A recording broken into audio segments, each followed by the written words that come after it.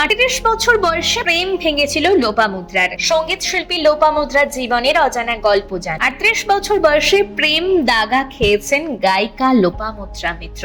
অগুন্তি শ্রোতার সামনে গান গাওয়ার ফাঁকে সেই সত্য প্রকাশ করেন গায়িকা। সেই সঙ্গে এও বলেন, আমি প্রেম করার জন্য উপযুক্ত মানুষ নই। মঞ্চে গান গাইতে উঠে নিজের জীবনের অনেক অজানা কথাই গায়ক গায়িকারা শেয়ার করেন শ্রোতাদের সঙ্গে। তেমনি মনের গহনে লুকিয়ে থাকা এক সত্য জানালেন গায়িকা লোপামুদ্রা মিত্র। প্রেম ভাঙার এক কঠিন সত্য তুলে ধরেছিলেন সকলের সামনে। জানিয়েছেন 38 বছর বয়সে প্রেমে পড়েছিলেন, সেই প্রেমে আঘাতও পেয়েছিলেন খুব। মুখে হাসি নিয়ে কথাটা জানিয়েছেন লোপামুদ্রা মিত্র। শাড়ি পরে মঞ্চে গাইতে উঠেছিলেন লোপামুদ্রা। সামনে অগন্তি মুগ্ধ দর্শক। গানের ফাঁকে হঠাৎই নিজের জীবনের এক গোপন সত্য প্রকাশ্যে আনলেন লোপামুদ্রা। কথার সূত্রপাত কোন এক শ্রোতার 18 বছর বয়সের প্রেম এবং প্রেমে বিচ্ছেদ যন্ত্রণার কথা জানতে পেরে আফসোস প্রকাশ করেন গায়িকা। সেই প্রসঙ্গে বলেন, তিনিও সেই রকমই এক প্রেমে আঘাত পেয়েছেন, কিন্তু সেই প্রেম তার জীবনে আসে অনেক পরে। মুখে হাসি নিয়েই কথাগুলো বলছিলেন লোপামুদ্রা।